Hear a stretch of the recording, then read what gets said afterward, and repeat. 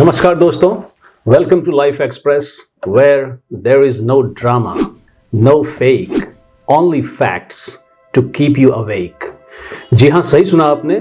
Life express एक ऐसी दुनिया है, एक ऐसा एकेडमिक प्लेटफॉर्म है जहां हम बेमतलब की बातें नहीं करते, क्योंकि यहाँ बातें होती है सिर्फ रियल लाइफ के, रियल लोगों के, रियल अचीवमेंट्स की, और बातें होती है रियल नॉलेज की अंडर भारतीय ज्ञान परंपरा, जिसकी बुनियाद वसुधैव कुटुंबकम पर आधारित है।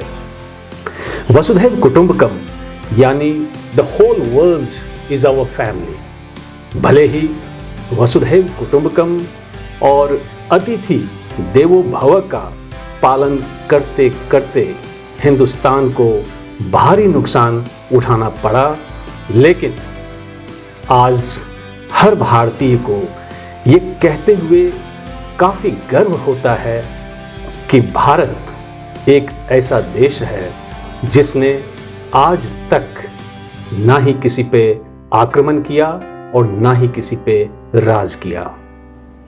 हाँ, हमने पूरी दुनिया पे राज किया, लेकिन उनके अधिकार, अस्तित्व एवं संस्कृति को छीन कर नहीं, बल्कि उनके दिलों पर राज किया, अपनी प्राचीन सभ्यता एवं संस्कृति और फिलॉसफी की खुशबू बिखेर कर। इसी भारतीय परंपरा को आगे बढ़ाते हुए लाइफ एक्सप्रेस अपने मिशन पे आप सभी के सहयोग से आगे बढ़ रही है, जिसमें मेरा यही प्रयास है कि भारतीय संस्कृति एवं ज्ञान प्रणाली का समुचित अध्ययन कर उसके भाव को, उसमें निहित संदेश को आपके सामने, वर्ल्ड सोसाइटी के सामने प्रस्तुत करूं, क्योंकि आज पूरी दुनिया में एक नहीं कई कारणों से अनेक प्रकार के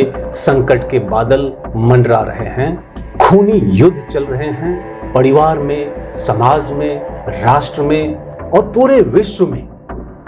पूरी दुनिया आज एक सोसाइटल मॉडल ऑफ लिविंग ढूंढ रही है, जिसे अपनाकर वो शांति और सौहार्द के साथ जी सके। लेकिन अफसोस, दुनिया के पास ऐसा कोई मॉडल नहीं है।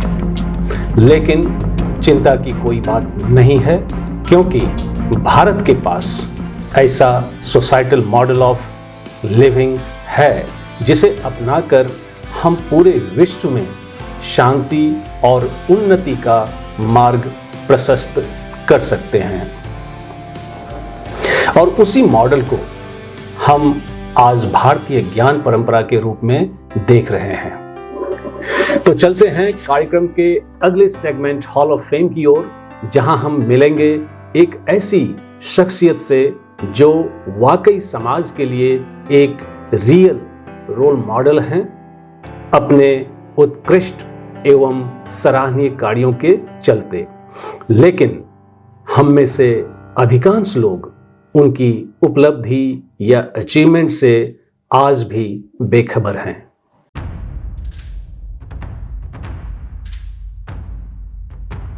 नमस्कार दोस्तों, आज के हॉल ऑफ फेम में हमारे साथ एक बहुत ही खास मेहमान हैं, जिनके जीवन से जुड़े कई रोचक तथ्य हैं। इससे पहले कि हम उन रोचक तथ्यों को जाने उन्हीं की जुबानी, मैं चाहूंगा कि सबसे पहले मैं आपको अपने विशेष अतिथि का एक संक्षिप्त परिचय दे दूं। वैसे तो हमारे आज के विशेष अतिथि किसी परिचय या पहचान के मोहताज नहीं हैं, लेकिन औपचारिकता का निर्वहन करते हुए मैं उनका संक्षिप्त परिचय आपके समक्ष प्रस्तुत करना चाहूंगा।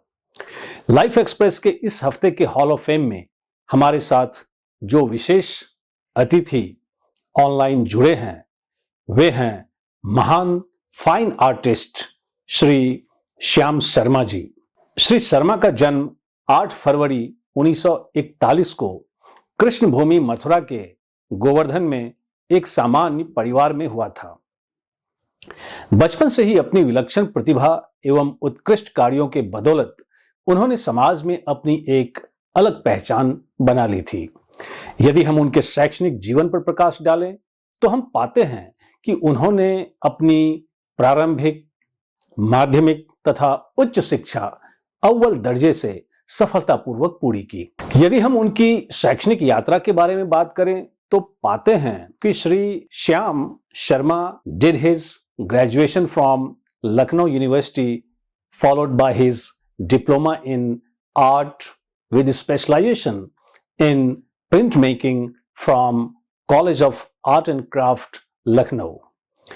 With his relentless pursuit of excellence in art and craft and printmaking, Professor Sharma held several dignified positions like former HOD, Department of Printmaking and principal of College of Fine Arts, PU, Patna University, ex-member of General Council, National Lalit Kala Academy, New Delhi for 4 terms. Then he was ex-chairman, Advisory Board of National Gallery of Modern Art, New Delhi. In his sparkling career of more than 6 decades in printmaking, उन्होंने भारत का प्रतिनिधित्व कई देशों में अपनी अद्भुत कलाकृति के जरिए की। For example, he represented India in Helsinki, Finland Art Festival in the year 1992. Then, as part of his Kala Yatra, he visited Nepal in 1993, in 2001 and 2009. And in 2019, he visited California, USA to take part in Art Symposium. Then he visited Serbia and Montenegro, Yugoslavia in 2004. In addition, Sri Shyam Sharma has written more than 20 books on art and craft. And I should not forget to add that Shyam Sharma ji has been felicitated by several recognitions and awards at national and international levels, including Fellowship of Lalit Kala Academy, New Delhi, Kala Srijan Puraskar by the Art Society of India, Mumbai, Kala Samman by Department of Culture, Bihar, Lifetime Achievement Award by Praful Dhankar Art Foundation, Mumbai, Abdul Kalam Shikhar Samman by Department of Education, Government of Bihar, Veteran Artist Honor by All India Fine Art and Craft Society, New Delhi, Lifetime Achievement Honor by Department of Culture, Government of Bihar, and most importantly, he was conferred Padma Shri Award by Government of India in 2020. Shri Sharma तथा उनके कामों के बारे में और भी ज्यादा जानने के लिए अब मैं आपको ऑनलाइन प्लेटफॉर्म पर लिए चलता हूं, जहां श्री श्याम शर्मा जी ऑलरेडी जुड़ चुके हैं. सो join me in welcoming the great legendary icon of fine arts and printmaking, Padma Shri Shri Shyam Sharma ji. नमस्कार सर. नमस्कार. सर्वप्रथम मेरे तथा लाइफ एक्सप्रेस के सभी इंटेलेक्चुअल व्यूअर्स की ओर से आपका लाइफ एक्सप्रेस में हार्दिक अभिनंदन, और मैं अपने सभी दर्शकों की ओर से आपका सादर आभार भी व्यक्त करना चाहूंगा आज आपकी जो हमारे साथ एक गरिमामयी उपस्थिति हुई है उसके लिए. जी सर, आपके रिच प्रोफाइल को देखने के बाद पता चलता है कि आप एक ग्रामीण पृष्ठभूमि से आते हैं, लेकिन अपनी कला साधना से आप कला के क्षेत्र में सफलता की पराकाष्ठा पर चले जाते हैं, और आपकी मैं कहूंगा पिछले 60 साल की कलात्मक यात्रा का अवलोकन या सम्मान करते हुए भारत सरकार ने आपको पद्मश्री से भी अलंकृत किया, और आज आप वैश्विक स्तर पर एक प्रतिष्ठित फाइन आर्टिस्ट के रूप में देखे जा रहे हैं. तो आज की वार्ता को शुरू करते हुए सबसे पहले ना सिर्फ मैं बल्कि हमारे सभी दर्शक आपसे जानना चाहेंगे कि कब, कहां और कैसे आपको पहली बार कला के प्रति आकर्षण हुआ, कौन थे या क्या थे आपके कलात्मक जीवन के प्रेरक शक्ति या मार्गदर्शक सिद्धांत जिसने आपको कला की मूर्ति या कला के भगवान के रूप में आज स्थापित किया है? जी। नमस्कार।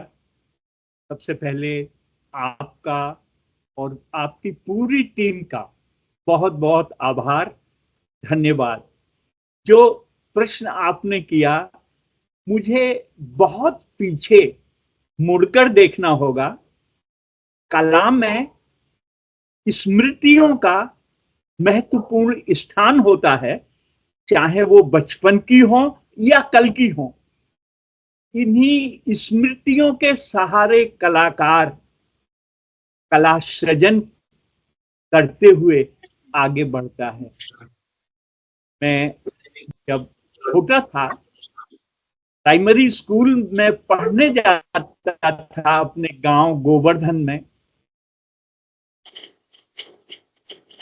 तो रास्ते में एक बहुत सुंदर प्रतिष्ठित सबसे प्राचीन मंदिर मिलता था। वहां एक शिलाखंड की पूजा फर्स्ट हाफ 12-1 बजे तक उस शिलाखंड की पूजा होती थी और सायंकाल वही शिलाखंड कृष्ण स्वरूप में परिवर्तित कर देते थे पुजारी लोग। तो ये साकार और निराकार का जो कला में महत्व है, मैं आज सोचता हूं, कभी मैं साकार हो जाता हूं, कभी निराकार हो जाता हूं, कभी आकृति मूलक हो जाता हूं और कभी आकृति निरपेक्ष हो जाता हूं। ये शायद मेरे बचपन की यादें हैं जो आज तक मेरे साथ जुड़ी हुई हैं। संयोग से उस मंदिर की दीवारों पर नाथद्वारा के चित्रकार कृष्ण लीला का चित्रण करते थे। उनके चटक रंग, सुंदर रेखाएं और कथा के भाव मुझे बहुत अच्छे लगते थे और स्कूल जाने के क्रम में मैं वहां बैठकर देखता रहता था घंटों। स्कूल देर से पहुंचता था, घर पर शिकायत आती थी, पर मैं क्या करूं, मैं आदत से मजबूर हो गया। उन सुंदर रंग और आकृतियों को देखकर शाम को स्कूल से आने के बाद हमारे गांव में एक हामिद मियां साइन बोर्ड पेंटर की दुकान थी। गांव के कोने में हामिद चाचा हिंदी, उर्दू, अंग्रेजी, बंगला, गुजराती सब भाषाओं में बड़े बड़े साइन बोर्ड लिखते। बच्चे उनके चटक रंग, उनके सुंदर लिखावट को देखकर मोहित हो जाते और वहीं बैठे रहते। अंत में हामिद चाचा अपने बक्से से एक स्टेंसिल निकालते जिन पर चिड़िया, मोर, फूल, पत्ती का बॉर्डर बना रहता था स्टेंसिल में, और वो 1 मिनट में पूरे साइन बोर्ड पर उसको छाप देते थे। ये हमें बड़ा मैजिकल लगता था कि अरे इतना बड़ा साइन बोर्ड और इतने सारी आकृतियां 5 मिनट में चाचा ने छाप दी।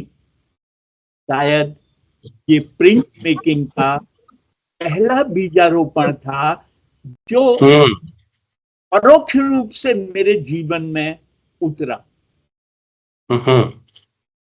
बहुत अच्छा, बहुत प्रिंट अच्छा। मेकिंग से जुड़ने का प्रश्न है। आखिर मैं भी कभी कभी अकेले में बैठ के सोचता हूं कि मैं कलाकार ही क्यों बना, और उसमें प्रिंट मेकर। तो ये सारे फैक्टर मेरे सामने आ जाते हैं। मेरी लाइफ को रेंडर करने में जिन्होंने मदद की, घर में दादी माँ नवरात्रि पर सफेद दीवार पर हाथ में रोली लगाकर छापा बना देती थी और कहती थी ये देवी माँ है, इनकी पूजा करो। मंदिर की दीवारों पर गाय के गोबर से लोग अपनी मनोकामना पूर्ति के लिए अपने हाथ का छापा गोबर के ऊपर बना देते थे। हमारे बिहार में गोईठा कहते हैं, उत्तर प्रदेश में कंडा या उपला कहते हैं। जब महिलाएं सुबह ताजा गाय के गोबर से उपला थापती हैं तो उसके ऊपर एक हाथ का निशान मार देती हैं। छापा कला, ये छापा कला का परोक्ष रूप से उदाहरण है। जब नई बहू घर में आती है तो उसके पैर में अलता लगाकर आंगन में 4 कदम चलवाते हैं। जब नया बच्चा घर में आता है तो दादी माँ हाथ में ये हल्दी लगाकर एक कपड़े पर छाप लेती थी और उसके ऊपर तिथि बार नक्षत्र लिख दिए जाते थे। शायद हमारे जीवन में छापा कला रिचुअल्स के साथ जुड़कर विकसित हुई। बिल्कुल। जब मैं थोड़ा बड़ा हुआ तो पढ़ने के लिए अपने पिताजी के पास बरेली चला गया। उत्तर प्रदेश में बरेली एक स्थान है, वहां पिताजी का प्रिंटिंग प्रेस था। मेरा एडमिशन हो गया।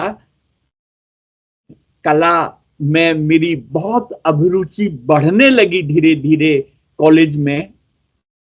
और शाम को मैं प्रिंटिंग प्रेस में मुझे ड्यूटी देनी पिताजी की मदद के लिए। तो रंगीन छपाई, ब्लैक एंड व्हाइट छपाई, पुस्तकों की छपाई, ये मैंने पढ़ने के समय से देखना शुरू कर दिया था। मुझे नहीं मालूम था उसका क्या भविष्य होता है, पर देखने में बड़ा आनंद आता था। एक रंग, उसके ऊपर दूसरा रंग, उसके ऊपर तीसरा रंग, ऐसे मल्टी कलर जो प्रिंटिंग होती थी, तो मुझे बड़ा सुख मिलता था उन को छपते हुए देखकर। मैं पढ़ते लिखते आर्ट का जुनून पालते हुए बीए में पहुंच गया। बरेली तब आगरा यूनिवर्सिटी का मैं से एफिलिएटेड थी।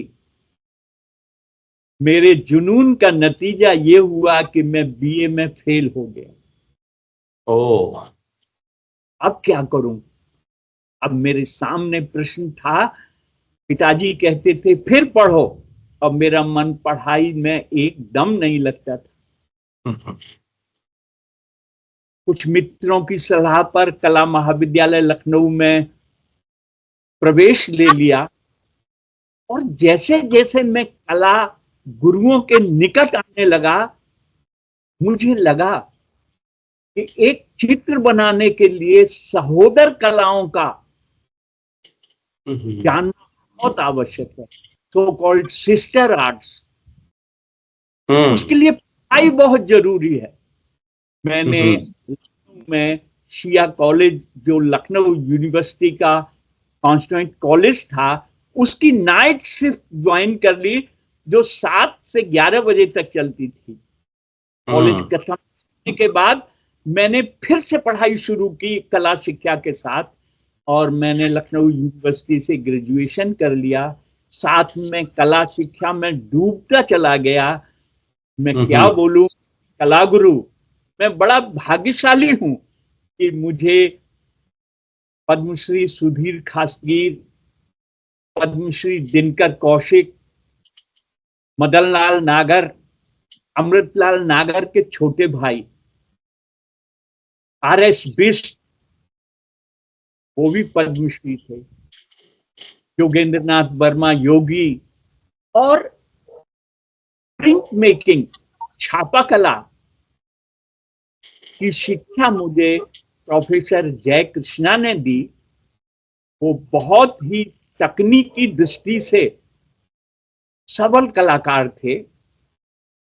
उन्होंने ये जो मीडियम्स होते हैं छापा कला में, इंटेग्लियो, एक्वाटिंट, मेजोटिंट, ड्राई पॉइंट, ये सारी टेक्निक्स, इवन लिथोग्राफ, सेरियोग्राफ, सारी तकनीकों का मुझे ज्ञान कराया। वैसे कलाकार को कोई भी कला महाविद्यालय कला का व्याकरण सिखा सकता है, पर कला यात्रा उसकी निज की कला यात्रा होती है, उसके अनुभवों की कला यात्रा होती है। इस प्रकार मैंने जो कला का व्याकरण, कला की तकनीक, कला के मंत्र अपने गुरु लोगों से सीखे। मैं बड़ा आभारी हूं अपने गुरु लोगों का कि उन्होंने मेरे अंदर ऐसी प्रेरणा भर दी कि मेरा जीवन और कला एक होने लगे। बहुत अच्छा। समस्या रोजी रोटी की थी।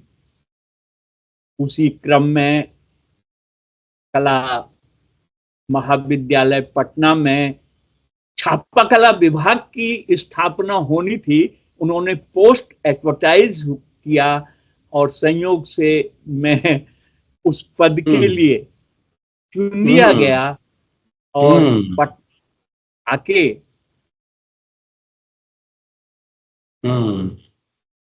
मैं अटल बिहारी तो नहीं, पर असल बिहारी जरूर बन गया। बहुत अच्छा। अब मैं आज पिछले 60 वर्षों से, मैंने 31 वर्षों तक कला महाविद्यालय जो पटना विश्वविद्यालय का आज, हमारे समय गवर्नमेंट का था, पर आज, और मैं जो सेवा मुक्त हुआ वो भी पटना विश्वविद्यालय की सेवा से मुक्त हुआ। प्राचार्य पद से सन 2000 में मैं सेवा मुक्त हो गया। असली में कला यात्रा उसके बाद शुरू होती है। कला शिक्षा, और मैं बड़ा भाग्यशाली हूं, शायद एक शिक्षक उसके विद्यार्थी उससे आगे चले जाएं, ये किसी भी शिक्षक के लिए बड़े गौरव की बात होती है। और आज मेरे विद्यार्थी राष्ट्रीय और अंतरराष्ट्रीय स्तर पर स्थापित हैं। मैं बड़ा भाग्यशाली हूं कि वो 5 वर्ष मेरे साथ रहकर उन्होंने कला में शिक्षा तो नहीं, क्योंकि उनका परिश्रम, उनकी ईमानदारी, उनका लगन आज उसको उस स्थिति पर ले आया। परंतु मैंने कुछ ऐसा दिया कि उनका भी कला और जीवन एक हो गया। और मैं बड़ा गर्व से कह सकता हूं, आज बिहार के कलाकार, चाहे मुंबई हो, चाहे दिल्ली हो, चाहे कोलकाता हो, आज स्थापित हैं, जो पटना कला महाविद्यालय से अपने सीमित साधनों में कला शिक्षा करके अपने परिश्रम और गुण के कारण अपना एक अलग स्थान उन्होंने बना लिया। बहुत अच्छा, बहुत अच्छा सर। आपने बहुत ही, मतलब मैं क्या कहूं, एक अलग ही अद्भुत आनंद की अनुभूति हो रही है जिस प्रकार से आपने अपनी कला यात्रा का जो चित्रण किया है। सब कुछ लगता है कि आंखों के सामने घटित हो रही है।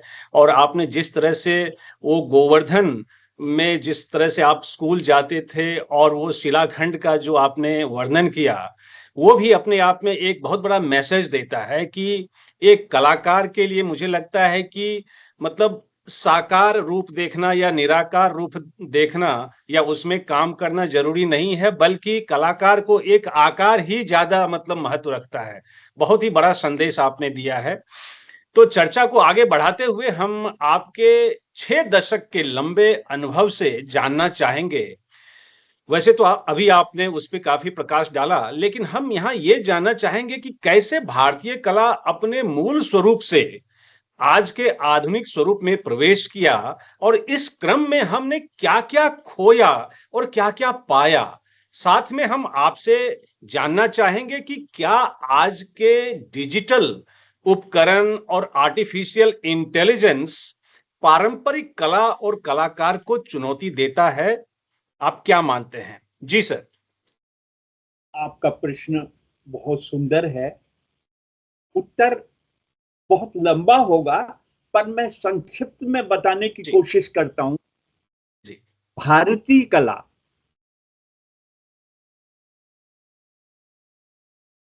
कभी भी रिजिड या कभी भी संकुचित नहीं हुई। हम्म। परंपरा, हम भारतीय कला परंपरा से जुड़ी हुई कला पद्धति है। परंपरा का अर्थ है जो अब तक कला में हमने परम की प्राप्ति की है, उससे परे ही परंपरा है। इसलिए परंपरा बहुत ही क्रिएटिव, बहुत ही लौकिक से अलौकिक आनंद देने वाली कला है। उदाहरण है, हमारे जो पूजित मंदिर हैं, अगर आप उनकी प्रतिमाओं को देखें तो कहीं भी यथार्थ नहीं है। भारतीय कला कभी भी यथार्थवादी नहीं रही। यूरोप की कला यथार्थवादी है, फोटोग्राफी के सिद्धांतों पर आधारित है, पर भारतीय कला मौलिक चिंतन और कलाकार की स्वतंत्रता पर निर्भर करती है। नहीं तो भगवान जगन्नाथ की मूर्ति, जो पूरे पाषाण की अलंकारिक पत्थरों से बना हुआ मंदिर, उसके गर्भगृह में विराजमान लाल, पीले, काले रंग की तीनों आकृतियां, कृष्ण, बलभद्र और सुभद्रा की, और ज्योमेट्रिकल फॉर्म, ये कितना बड़ा कला में आंदोलन होगा उस समय, और कलाकार को कितनी स्वतंत्रता दी होगी समाज ने। ये हमारी भारतीय कला की स्वतंत्रता का सबसे बड़ा उदाहरण है। अगर हम ब्रिज में श्रीनाथ जी को देखें, के विग्रह को देखें, क्राफ्ट, इंडियन क्राफ्ट का, शिल्प का रूप है। पोशाक, गोटा, सलमा, सितारा, कढ़ाई, उसमें शिल्प का प्रवेश हो गया।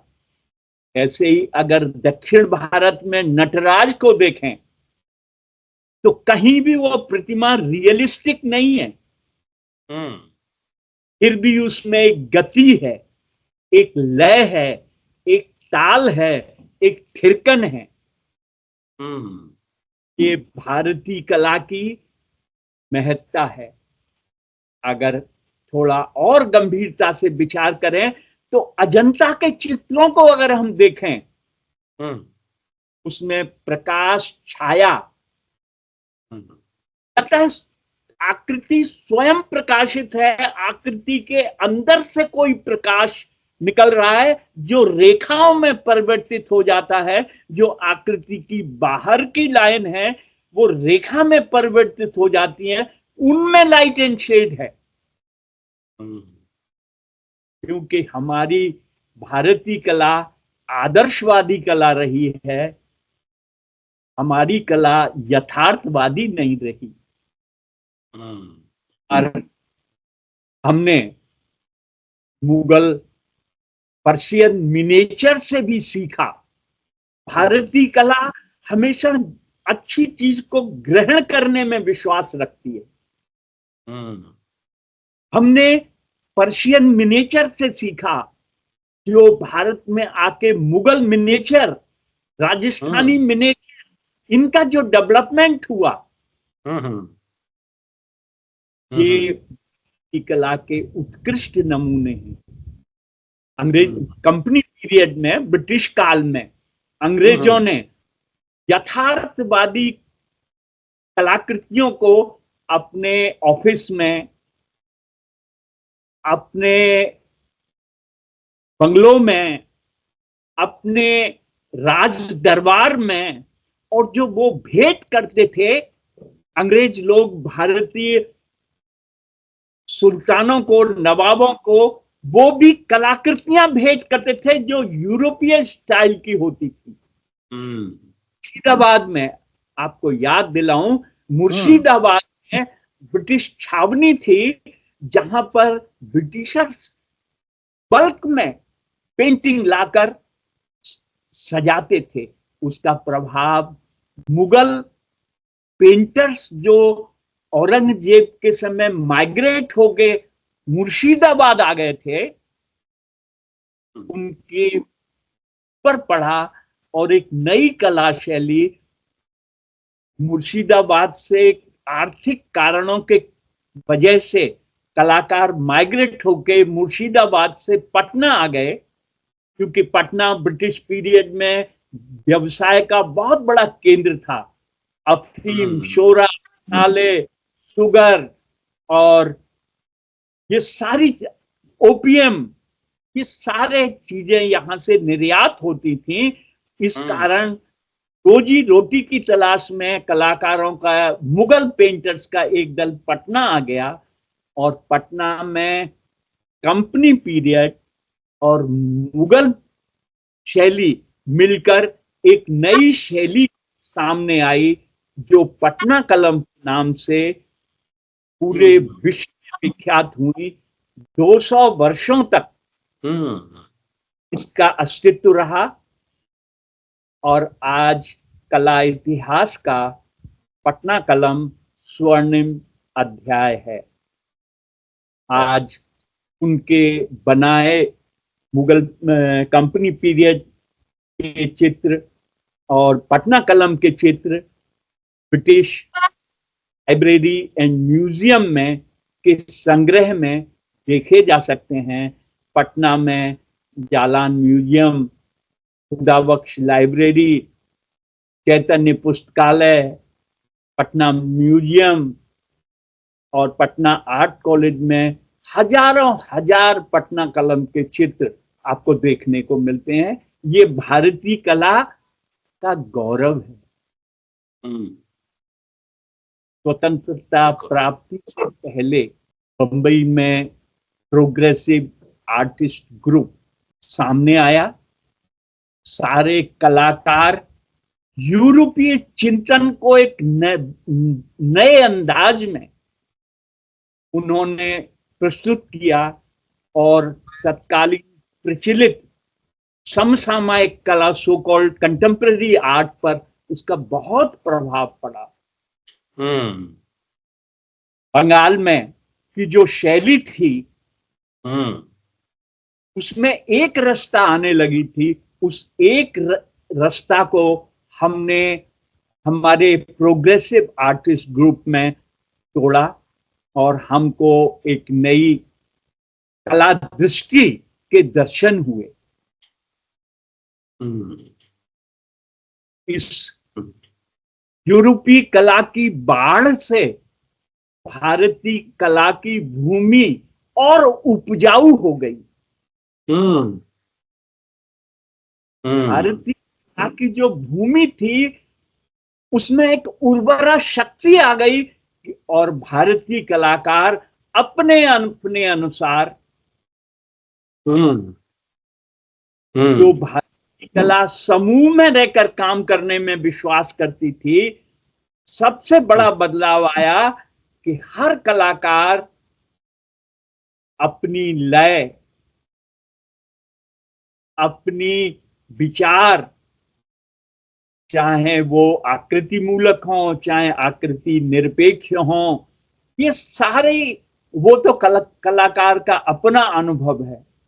यहां मैं एक बात कह देना चाहता हूं कि हम एक जैसा बोल सकते हैं पर एक जैसा देख नहीं सकते।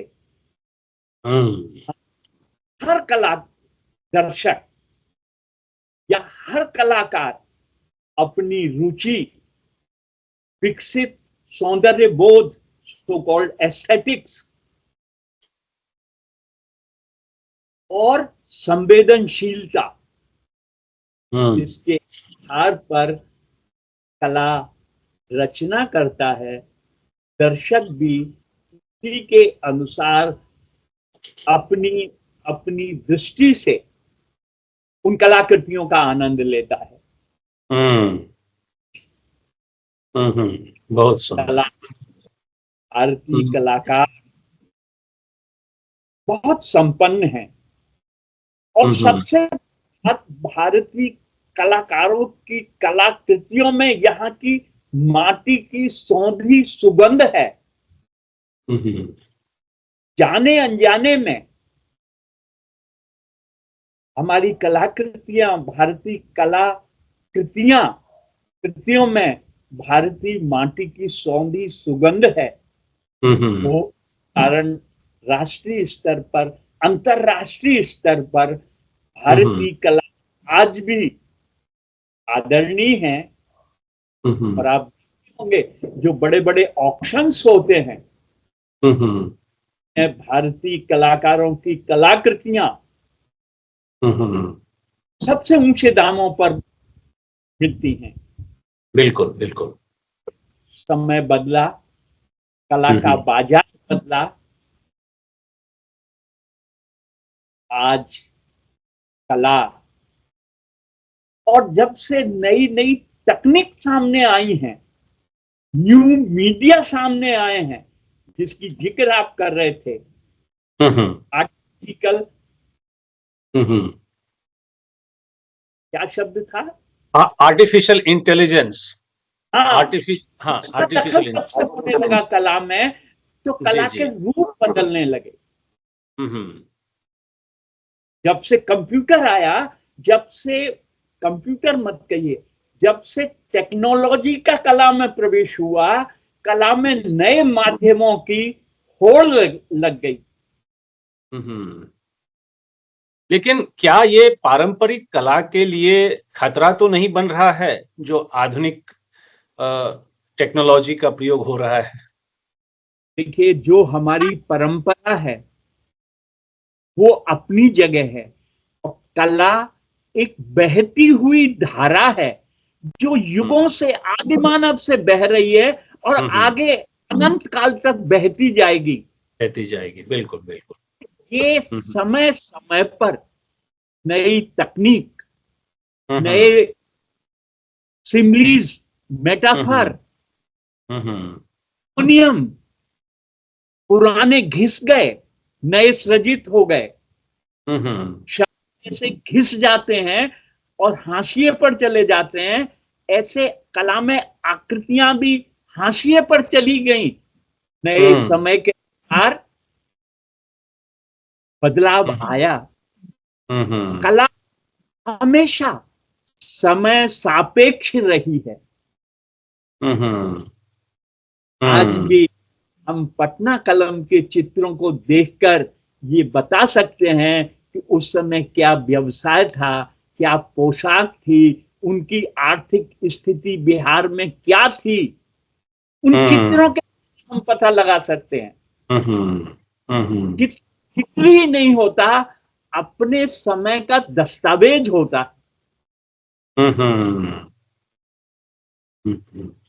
क्योंकि कला समाज में जीता है, वही तो अव्यक्त करता है। शुद्ध रूप में शुद्ध कला की बात कर रहा हूं, उसमें वही तो प्रतिबिंबित होती है। राइट। वो हमारे अंदर है और हम समाज के अभिन्न अंग हैं। हमको भी राजनीतिक उथल पुथल, आर्थिक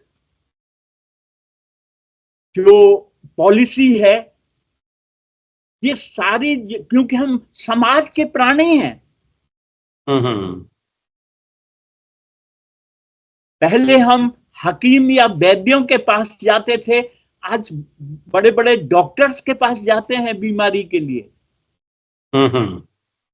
इसमें भारतीय चिकित्सा पद्धति को कोई ऑब्जेक्शन नहीं होना चाहिए।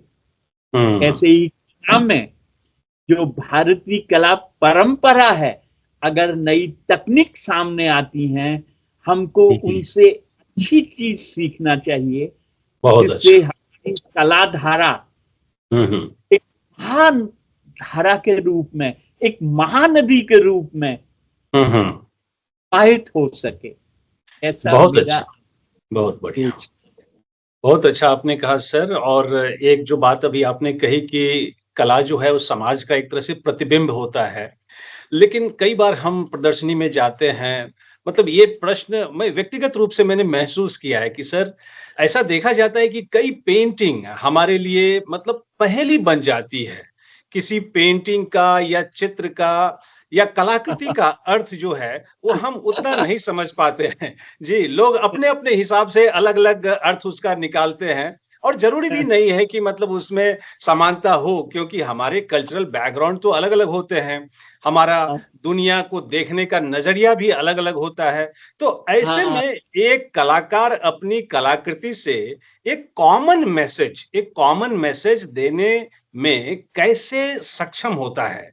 या दूसरे शब्दों में मैं अगर इसको कहूँ, तो एक कलाकार को अपने व्यक्तिगत अनुभव या भावना या संवेदनशीलता को आकार देने में किन बातों का ध्यान रखना चाहिए ताकि कला के माध्यम से कोई संदेश जनमानस तक आसानी से पहुंच सके? इसके ऊपर थोड़ा प्रकाश डालें सर। जी। मुझे एक संस्मरण याद आ रहा है। बंकिम चंद्र, जिन्होंने वंदे मातरम लिखा, आनंद मठ नाटक लिखा, उनके पास उनका एक पाठक पहुंचा और कहा कि बंकिम दा, आप कितना अच्छा लिखते हैं, जब आप रोते हैं तब हम रो देते हैं, जब आपके नाटकों में या आपके उपन्यासों में पात्र जब हंसते हैं तो हम भी हंस देते हैं। हुँ। हमारी बड़ी अच्छी तरह हम आपके रचनाओं का आनंद लेते हैं। पर हुँ, जो रवि बाबू लिखते हैं, अमी बूझते पारी ना, जो रविंद्रनाथ टैगोर लिखते हैं, हमारी समझ में नहीं आता। हुँ, बंकिम दा ने बड़ा सुंदर उत्तर दिया, अरे इसमें क्या है, मैं तुम्हारे लिए लिखता हूं और रवि बाबू मेरे लिए लिखते हैं। आहा! हुँ, बहुत सुंदर। इसी क्रम में एक छोटी सी कथा मुझे और याद आ रही है, जो दर्शकों के लेवल को जी। रेखांकित करती है। हुँ, वाल्मीकि रामायण के अंतिम सर्ग में कथा आती है, जब रावण मारा गया और सीता जी रामचंद्र जी के पास आ गईं, तो वो एक पेड़ के नीचे बैठी थी। हजारों वानर जो लड़े थे लंका में जाकर, जिन्होंने रावण का वध किया था, उनके मन में एक सुगबुगाहट हुई कि वो कितनी सुंदर है, जिसके लिए हुँ, राम ने रावण को मारा। हुँ, हम उसे देखना चाहते हैं। हुँ, तो लाखों वानर सेना, अकेली सीता, तो सबने विचार किया कि जो सबसे अनुभवी बानरी है, वो सीता जी को देखा है और हमको आके डिस्क्राइब कर दे।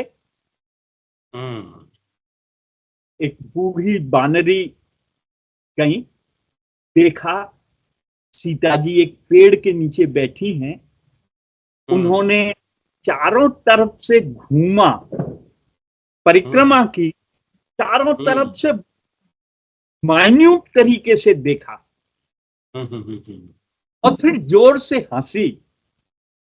हुँ, ये है तो बहुत सुंदर, पर कैसी सुंदर है, इसके पूंछ तो है ही नहीं, हुँ, हुँ, हुँ, हुँ, क्योंकि हुँ, बानर समाज में पूंछ ही सुंदरता का प्रतीक है। जी, जी, जी। हुँ, मेरे कहने का अर्थ ये है कि आप जो दर्शक की बात करते हैं, हुँ, दर्शक को अपने देखने का स्तर ऊंचा करना चाहिए। क्या मैं आपसे प्रश्न कर रहा हूं, क्या किसी संगीत के श्रोता ने पंडित भीमसेन जोशी या कुमार गंधर्व से ये पूछा कि आपने जो आलाप लिया इसका क्या मतलब है? इसका क्या अर्थ है? ये हमारी समझ में नहीं आ रहा है, क्योंकि हमने अपने कानों को पक्का संगीत या हिंदुस्तानी शुद्ध शास्त्रीय संगीत का आनंद लेने के लिए अपने कानों को तैयार ही नहीं किया। जी जी जी, सही बात। हम कलाकृति का आनंद लेने के लिए अपनी आंखों को ट्रेंड ही नहीं किया।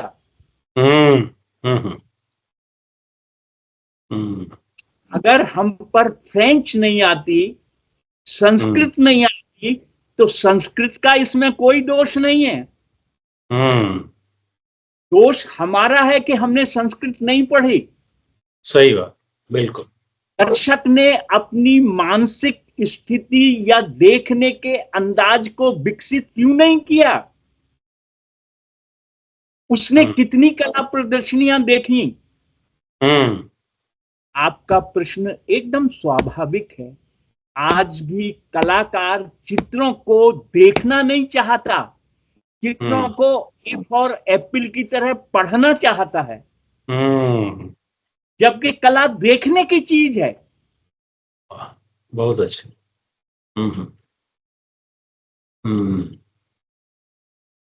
बहुत अच्छा। जनरली हमारे दर्शक आंख से देखते हैं। ये आंख तो देखने का मात्र इंस्ट्रूमेंट है।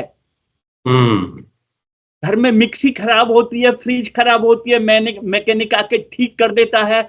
हमारी आंख खराब होती है, हम डॉक्टर के पास जाके ऑपरेशन करा लेते हैं, चश्मा लगा लेते हैं। ये इंस्ट्रूमेंट है, देखता कोई और है। और मन, अच्छी पेंटिंग जिससे हमारा इंटर रिलेशन बन जाता है, फिर आंख नहीं देखती, मन देखता है। मैं दिल नहीं कह रहा हूं, दिल तो डॉक्टर सामने रख सकता है। मन जो एक काल्पनिक विकसित अनुभूति है हमारे शरीर के अंदर, मन वो देखता है एक कलाकृति को और वो रिले कर देता है हमारे मस्तिष्क को। एक मिनट, वो मस्तिष्क को रिले कर देता है। और मस्तिष्क ये तय करता है, अगर हम सुधी दर्शक हैं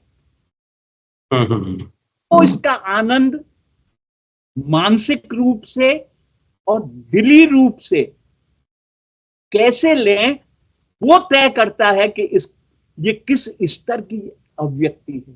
अगर हम विवेक, जिसको हम विवेक भी कहते हैं, तो हमारे ज्ञान से अर्जित जो विवेक है वो फिर ये तय करता है कि हमको क्या करना चाहिए, कैसे आनंद लेना चाहिए। अगर हम कलाकार को सीमा रेखाओं में बांधेंगे तो वो तो फरमाइशी चित्र बनाने लगेंगे जो गैलरियों में घर सजाने के लिए। अगर शुद्ध कला की बात करें, कलाकार को स्वतंत्र छोड़ना ही पड़ेगा आपको और अपने आप को विकसित करना पड़ेगा उसका आनंद लेने के लिए। बहुत सुंदर, बहुत सुंदर। तो बहुत ही आनंद आ रहा है सर, और मुझे तो लगता है कि आपको जितना सुनूं और भी सुनने का मन करता है, लेकिन चूंकि समय की एक मर्यादा है तो इसलिए मैं अंत में एक प्रश्न लेकर के फिर हम इस सत्र की समाप्ति की ओर बढ़ेंगे। तो आखिर में मैं एक प्रश्न जो मेरा है, चूंकि हम लोग एक यूनिवर्सिटी सेटअप में है, हमारा यहाँ पे डिपार्टमेंट ऑफ फाइन आर्ट्स भी है, फाइन आर्ट्स का विभाग, शायद आप यहाँ आए भी होंगे हमारे एमिटी विश्वविद्यालय में। और मुझे सौभाग्य नहीं मिला चौधरी जी का बहुत जल्द इसलिए हम आपको आमंत्रित करेंगे सर इसके लिए, और आप प्लीज़ आइएगा।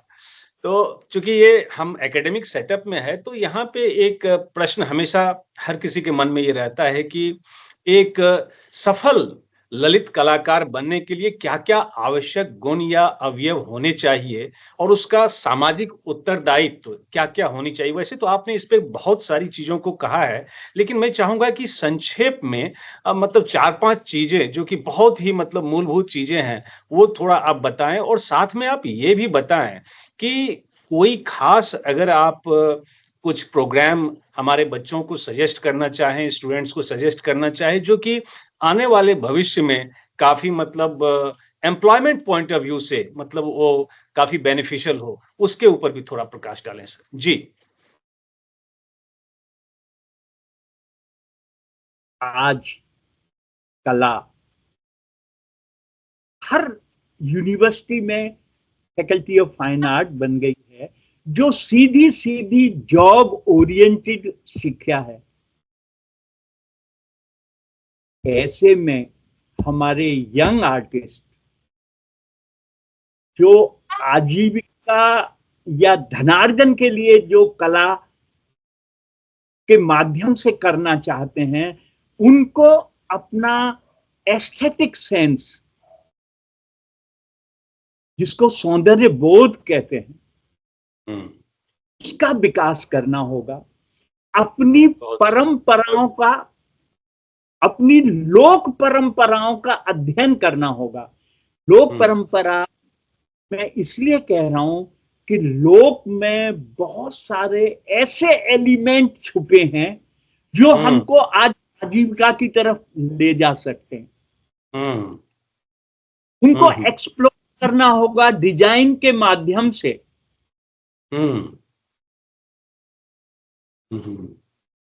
जो निफ्ट ने प्रारंभ किया है, अपनी जो देशज, जो इंडिजीनियस जो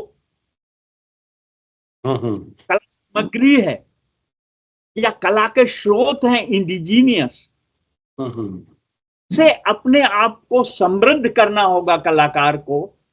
और उसके बाद जो सबसे महत्वपूर्ण चीज है वो है जुनून।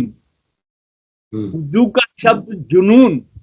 अगर आर्टिस्ट बनना है तो आपको जुनूनी बनना पड़ेगा, और आपको अपनी सहोदर कलाओं से सीखना होगा। खाली आर्ट से काम नहीं चलेगा। संपूर्ण बनने के लिए अच्छा साहित्य, अच्छी कविता, अच्छा नाटक, अच्छा संगीत, अच्छी फिल्म देखने ही पड़ेंगे। आपका चिंतन और सौंदर्य बोध और दृष्टि आपकी परिवर्तित होगी।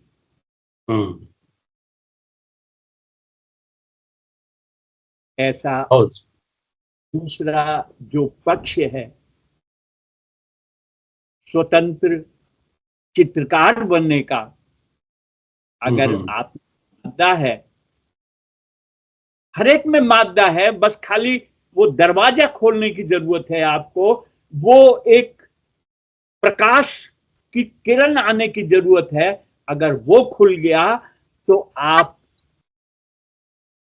भारतीय कला को एक नए रूप से चित्रित करके भारतीय कला धारा को और प्रवाहमान बना सकते हैं।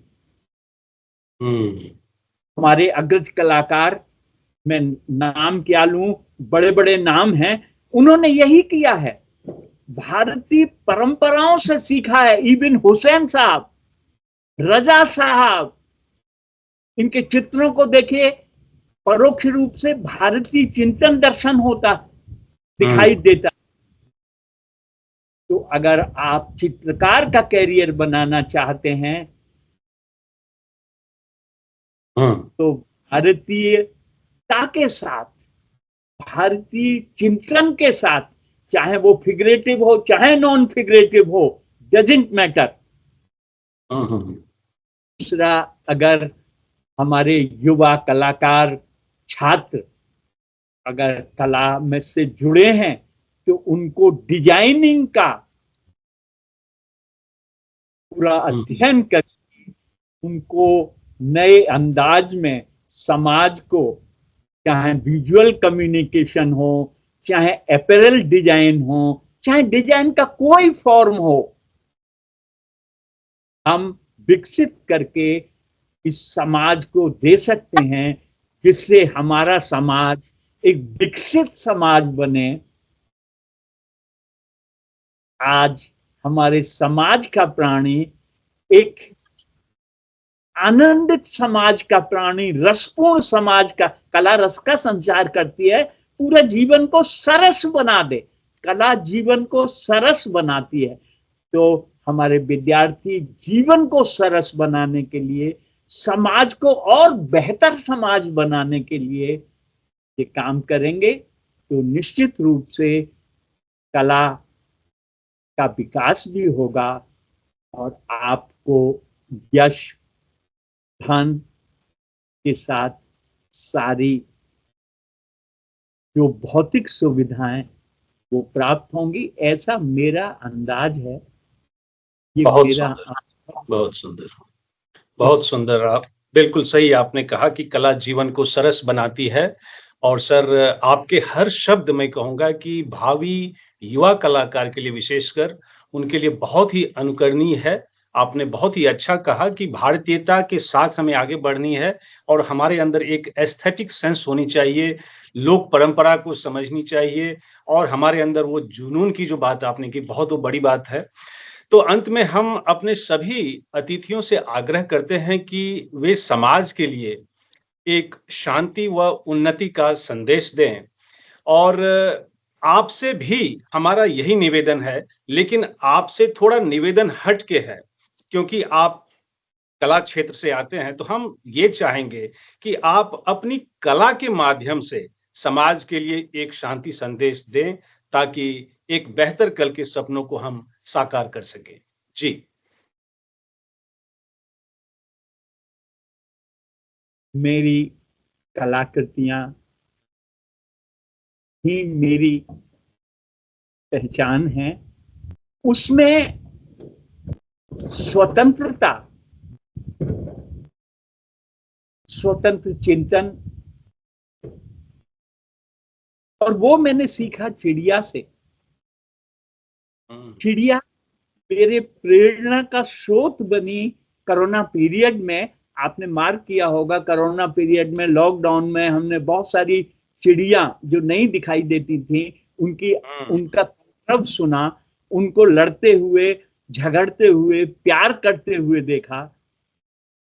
अगर मेरे चित्रों में वो सह अस्तित्व की जो भावना है,